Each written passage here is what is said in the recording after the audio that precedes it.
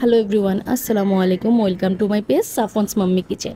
আজকে আমি রান্না করব এগ ভেজিটেবল নুডলস। প্রথমে আমি কড়াইতে তেল দিয়েছি, দিয়ে দিচ্ছি 1 মুঠ পরিমাণ রসুন কুচি, দিয়ে দিচ্ছি সামান্য পেঁয়াজ কুচি। এখন দিয়ে দিব নেড়েচেড়ে মুরগির গোশত। এটা একদমই অপশনাল, আপনারা চাইলে দিতেও পারেন, না দিলেও হয়। মুরগির গোশতটা দিলে নুডলসের স্বাদটা দ্বিগুণ হয়ে যায়। এখন নেড়েচেড়ে আমি এর মধ্যে ফ্রোজেন করা গাজর কুচি দিয়ে দেব মটরশুঁটি। আপনারা আপনাদের মন অনুযায়ী সবজি অ্যাড করে নিতে পারেন। আমি এই দুইটা সবজি দিয়েই রান্না করব, আর সাথে টমেটোও দেব পরে। এখন নেড়ে চেড়ে দিয়ে দেব লবণ 1/2 চামচ, 1 চা চামচ দিয়ে দেব শুকনো মরিচ গুঁড়ো। ঝালটা আপনারা আপনাদের মন মতো দিবেন। আমি একটু ঝালটা বেশি খাবো, তাই শুকনো মরিচ কুচিও দিয়েছি, কাঁচামরিচ কুচিও দিয়েছি, শুকনো মরিচ গুঁড়োও দিয়েছি। এখন নেড়ে চেড়ে আমি এটাকে ভাজা ভাজা করে নেব।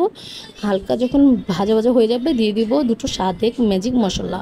এখন এটাকে আমি ভালো মতো নেড়ে চেড়ে এর মধ্যে টমেটো কুচি দিয়ে দেবো বেশ কিছুটি। আমি এটা টমেটোটা বেশি দিচ্ছি যাতে নুডলসের কালারটা খুব সুন্দর আসে, দেখতেও ভালো লাগবে। নেড়েচেড়ে টমেটো গলার অপেক্ষা করবো। যখন টমেটোটা গলে আসবে তখন আমি এটা নামিয়ে সাইড করে রেখে দেব কিছুক্ষণ নেড়েচেড়ে। এখন আমি ডিমটা ভেজে নিব। আমি এর মধ্যে ডিম অ্যাড করিনি, এখন আমি ডিম অ্যাড করব।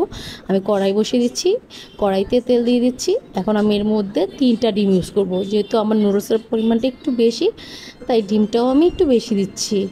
আপনারা আপনাদের মন মতো দিয়েন, যে যতটুকু ডিম দিয়ে রান্না করতে পছন্দ করে। সবজি নুডলসের ডিমটা, তারপর সবজি পরিমাণটা একটু বেশি বেশি থাকলে খেতে ভালো লাগে, দেখতেও ভালো লাগে। আমি এখন 3টা ডিম দিয়েছি, সরি 2টো ডিম না, 3টা ডিম দিয়েছি। আর লবণ দিয়ে এখন আমি ডিমটা ভাজা ভাজা করে নিব। ভাজা ভাজা হলে এখন আমি জাস্ট ওই মশলার মধ্যে দিয়ে দিব। এখন দিয়ে আমি নেড়ে ছেড়ে দিব।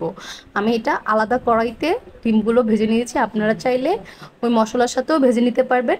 এখন আমি দিয়ে মশলার মধ্যে নেড়ে চেড়ে কিছুক্ষণ ভাজা ভাজা করে এর মধ্যে আমি সেদ্ধ করা নুডলসটাও দিয়ে দেবো। আমি নুডলস সেদ্ধটা দেখাইনি, কারণ সবাই নুডলস সেদ্ধ করতে পারে, সো এটা দেখানোর কিছু নেই। এখন আমি নেড়ে চেড়ে ভেজে নিচ্ছি। একটু ভাজা ভাজা হলে আমি এর মধ্যে নুডলসগুলো দিয়ে দেবো। নুডলসগুলো দিয়ে আমি সময় নিয়ে সুন্দর করে ভেজে নেব, ভাজা ভাজা করে নেব, যাতে প্রত্যেকটা নুডলসের গায়ে মশলাগুলো সুন্দর করে লেগে যায়, একটা জায়গাও যাতে ফাঁকা না থাকে। দেখুন আমি সবগুলো নুডলস দিয়ে দিয়েছি। এখন আমি নাড়াচাড়া করব, ব্যাস কিছুক্ষণ ভাজা ভাজা করে নামিয়ে গরম গরম পরিবেশন করব এই মজার সবজি নুডলসটা। এটার কালারটা যেমন সুন্দর এসেছে, এটা খেতেও অসাধারণ হয়েছে। আলহামদুলিল্লাহ সবাই খেয়ে এটা ভালো রিভিউ দিয়েছে।